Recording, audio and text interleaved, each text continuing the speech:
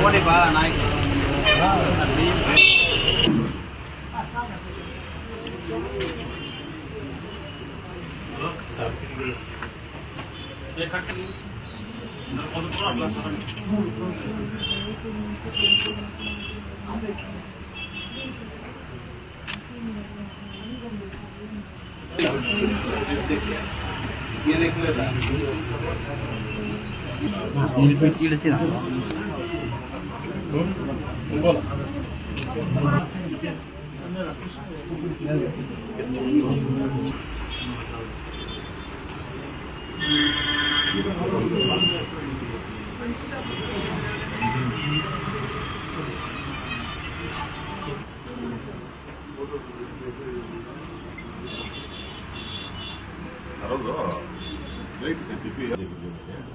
వీళ్ళు ఫ్యామిలీ వీళ్ళు mother wife అందరూ బయలుదేరంటే 9 o'clock ఫ్లైట్ కాబట్టి అప్పుడు రాలేదు. నాకు పెట్టారు మధ్యాహ్నం ఫ్లైట్ ఇంటి కూడా పొద్దున్న చూసుకొని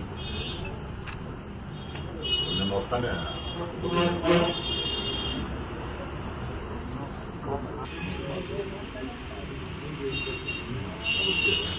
ఎడ్యుకేషన్ అంతా గవర్నమెంట్ చేసి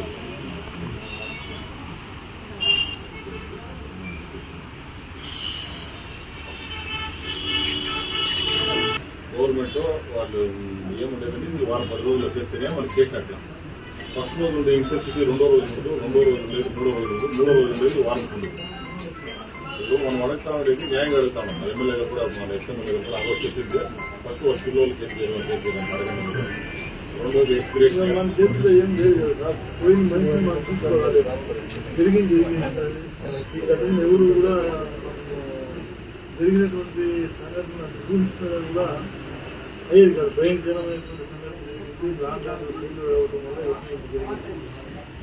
ఖచ్చితంగా శిక్షించే దాంతో పాటు మీ ఫ్యామిలీకి ఇబ్బంది పడకుండా ఆ ఎనిమిది ఏమేమి మీకు రోడ్డు లేకుండా చూసుకునేవాడు ఆ రోడ్డుని పూర్తి ప్రభుత్వం తప్ప వేరే ఏం లేదు కదా. మనం దీంట్లో రాజకీయ గోల్ ఏం చెప్పలేదు. మనం ప్రభుత్వం కుటుంబాన్ని కాపాడమని చెప్తాను. ఈరోజు జగన్ నుండి ఏమైతే కల్పించాలని చెప్తాను.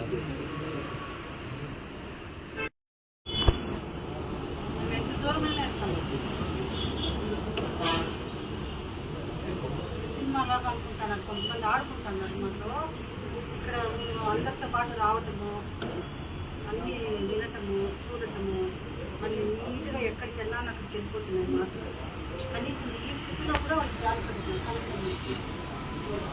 వాడు 35 మంది మా కుటుంబ సభ్యులు అయితే వాడు ఒక్కడే.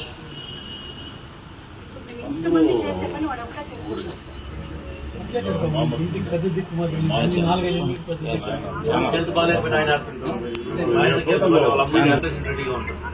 హాస్పిటల్, స్కూలు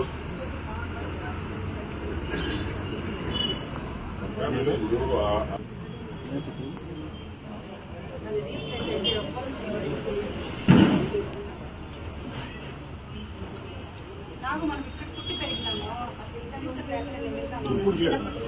ఇప్పుడు అన్నాకున్నా ఏదో అసుకోవడాలు కుట్టుకోవడాలు మర్డర్లు ద్వేషాలు పోతుందని ఇప్పుడు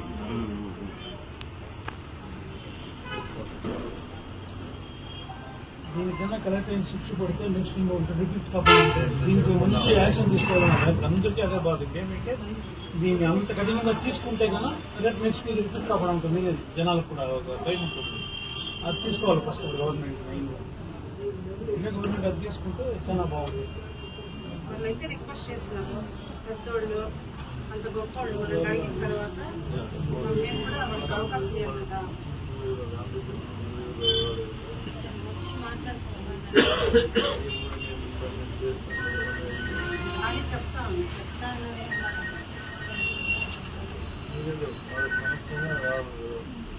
వాళ్ళ సమస్యగా వస్తున్నారు ప్రతిరోజు. ఏబిఎన్ ఫస్ట్ ఇవన్నీ వచ్చినాయి. ఫస్ట్ రోజు నుంచి కూడా వాళ్ళు ప్రతిరోజు అప్డేట్ ఇస్తున్నారు. అప్డేట్ అయితే మేము అప్రిషియేట్ చేస్తున్నాం. వాళ్ళైతే ఆ తర్వాత సెకండ్ ప్లేస్లో ఉండేది ఏబిఎన్.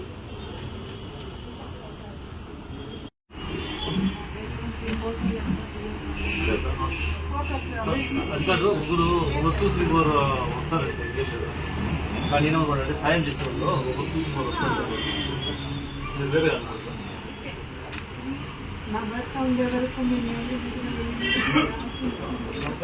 ఇప్పుడు తప్పుగా ఇంకోటి కాదు. ఇప్పుడు మేము పిల్లలు ఉన్నారు, వాళ్ళ భవిష్యత్తు అయితే మేము ఇప్పుడు మనం చేస్తాం. ఇది మీరు వాళ్ళ ముందు డిపాజిట్ చేసి ఇచ్చేయమంటే పొద్దున్నే డిపాజిట్ చేసి చేస్తారు. లేదు మాకు డబ్బులు అవసరం ఉందంటే పొద్దున్న బ్యాంకు పోయి డబ్బులు తీసుకుంటాం. మేము అనుకునేది ఏమంటే ఆ పిల్లలకి కొంచెం నేర్చుకుంటాము. ఎమ్మెల్యే గారు కూడా చెప్పేది ఏమంటే ఆ పిల్లలకి ఏమైనా చేయాలనేది మీరు మాట్లాడి దాన్ని డిపాజిట్ చేసేయమంటే రేపు డిపాజిట్ బాండ్ చేసి చేస్తారు. లేదు మీరు పొద్దున్న డబ్బులు డ్రా చేసుకుంటాం, మాకు డబ్బులు అవసరం లేదు, డబ్బులు డ్రా చేసుకుంటాం. కానీ మేము ఏదో రకంగా ఆ పిల్లలకి సహాయపడాలని చెప్పి ఏం లేదు.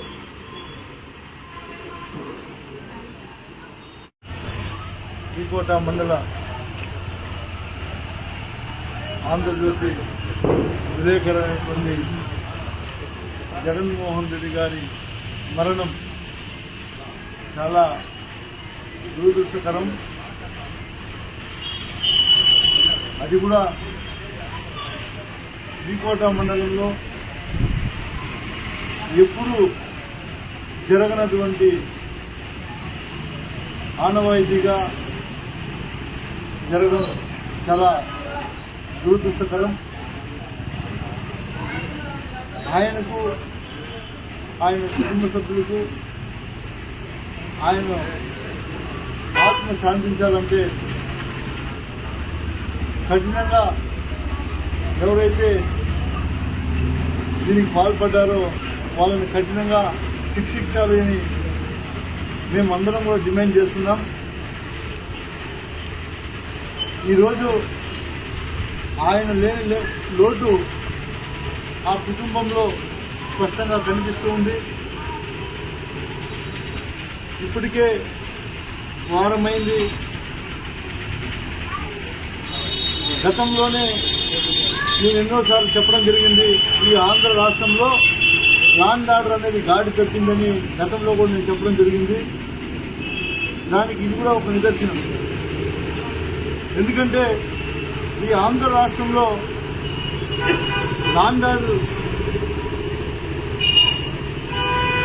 గాడి తప్పింది అని ఎందుకు మనం గట్టిగా చెప్తున్నామంటే, ఇప్పటికీ ఈ సంఘటన జరిగి వారమైనా దీంట్లో ఇప్పటికీ ఏమీ చేసింది లేదు ప్రభుత్వం. అదేవిధంగా కనీసం ఆ కుటుంబాన్ని, ఆ కుటుంబంలో ఆయనకి 2 బిడ్డలు ఉన్నారు. వాళ్ళు కూడా మంచి టాపర్స్ ఎడ్యుకేషన్లో.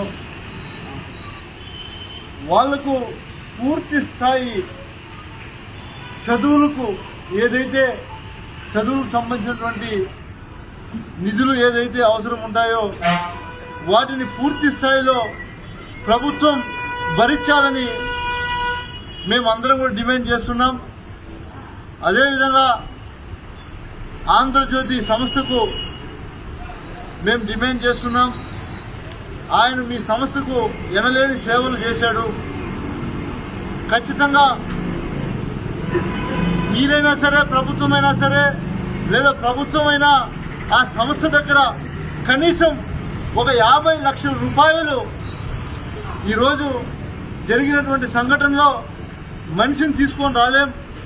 కనీసం ఆ కుటుంబానికి కావాల్సినటువంటి ఏదైతే ఆ మనిషి ఉంటే ఆ కుటుంబానికి గల సౌకర్యాలు అయితే ఏవైతే తీసుకునేవాడో ఈరోజు మనిషి లేడు. కాబట్టి 50 లక్షల రూపాయలు కనీసం ఏబిఎన్ సంస్థ ద్వారా ఆ కుటుంబానికి ఇవ్వాలని మేము డిమాండ్ చేస్తున్నాం. అదేవిధంగా ప్రభుత్వం నుంచి మేము కోరుకుంటున్నాం, అతని భార్య గారికి, సోదరిమ్మనికి ప్రభుత్వం తరపున ఏదో ఒక ఉద్యోగం. ఎందుకంటే భర్తను కోల్పోయి ఇంట్లో ఆ మనోవేదన ఎలా ఉంటుందో మనందరికీ కూడా గ్రామాల్లో తెలుసు. కాబట్టి ఆమెకు ఏదో ఒక దారి చూపించాలంటే ప్రభుత్వమే చూపించాలి. కాబట్టి ప్రభుత్వం బాధ్యత తీసుకొని అయినంత తొందరలో వాళ్ళకు ప్రభుత్వ ఉద్యోగం ఒకటి కల్పించాలని కూడా మేము డిమాండ్ చేస్తున్నాం. ఈ కుటుంబానికి న్యాయం చేయకపోతే మేము ప్రభుత్వాన్ని ఒక రకంగా డిమాండ్ చేస్తున్నాం. ఈ డిమాండ్ని ఉద్యమాల్లాగా తీసుకెళ్లకుండా మా డిమాండ్ను నెరవేర్చి ఆ కుటుంబం పడుతున్నటువంటి క్షోభని మనిషినైతే తీసుకొని రాలేం, కనీసం ఆ క్షోభనైనా మరిచే విధంగా ప్రభుత్వం ఏదైతే మేము ఈరోజు డిమాండ్ చేస్తున్నామో వాటినన్నింటినీ కూడా ఆ కుటుంబానికి అండగా ఉండాలని మేము కోరుకుంటున్నాం. లేకపోతే ఇంకా ముందుకి మేమందరం కలిసి ఉద్యమం కూడా చేస్తామని కూడా తెలియజేస్తూ ఉన్నాం. ఖచ్చితంగా ఈ కుటుంబానికి న్యాయం చేసేంత వరకు మేమందరం కూడా పోరాడతామని కూడా తెలియజేస్తూ ఉన్నాం.